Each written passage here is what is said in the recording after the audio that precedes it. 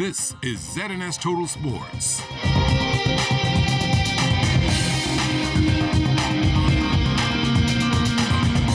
Good evening, Mamas. I'm Amajal Knowles with your Saturday Sports. You're live here at the St. Andrews Field of Dreams Square, currently underway. The Mamas Baseball Association's Under-14 Junior National Championships are currently on the field in the Under-12 division. It's the Freedom Farm team taking on Legacy out of Grand Bahama.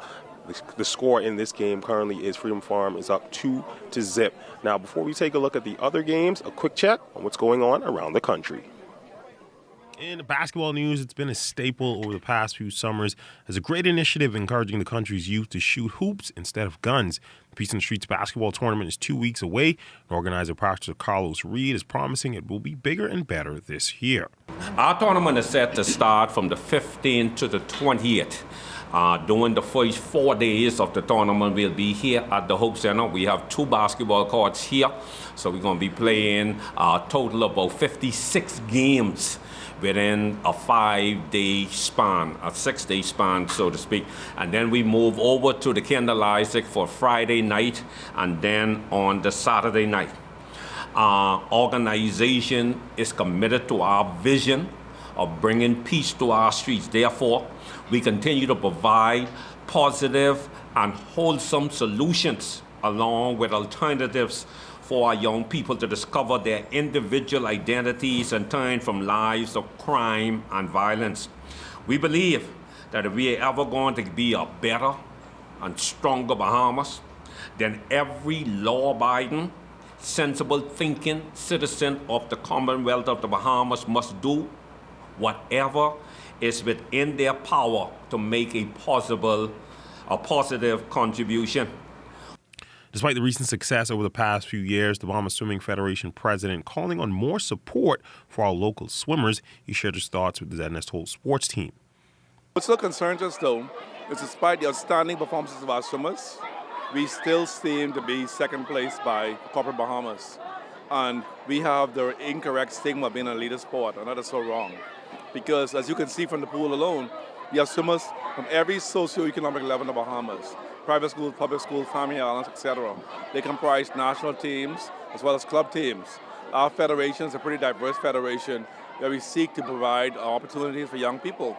And what we're excited about is that notwithstanding the outstanding success in the pool, we have success in academics. We gave out almost 200 awards to swimmers during these championships who have GPAs of 3.5 and higher and are swimming in these national championships. That speaks to the well-balanced nature of our athletes in balancing the rigors of swimming as well as the challenges in academics. In more swimming news, the head coach of the Lyford Key Swim Club says he's impressed with his team's growth after a big performance at this past week's Nationals. The kids came out, performed their best. Biggest team we've assembled in the last 3 years. Results showed that, we worked hard all year, excited with what they did. We topped our medal performance from what we did in the last 3 years, topped our overall placing, and just excited to see these kids having fun and swimming fast. So this type of results kind of just helps the team to keep going and motivates them. It's been a gruesome year. We've had lots of ups and downs, but we were resilient. Our team really worked hard all year long, and we just plan to do that same thing again. And in tennis news, the future of tennis in the country is looking bright. This after the recent Junior Nationals held earlier this week. We saw some great promise. On the BLT executives tell us more. The Bahamas traditionally has always produced very talented tennis players. I think there's a little drop-off or fall in the amount of people who've, continue to come to the game. And so there's been a concerted effort to recruit new talent.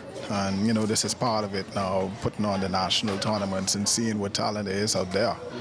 We have a number of clubs and communities that are producing very good tennis players. And so this is their time to come out and really demonstrate their talent and ability. And so, we see a resurgence. It's going to take time because we're rebuilding, but it's going to take some time.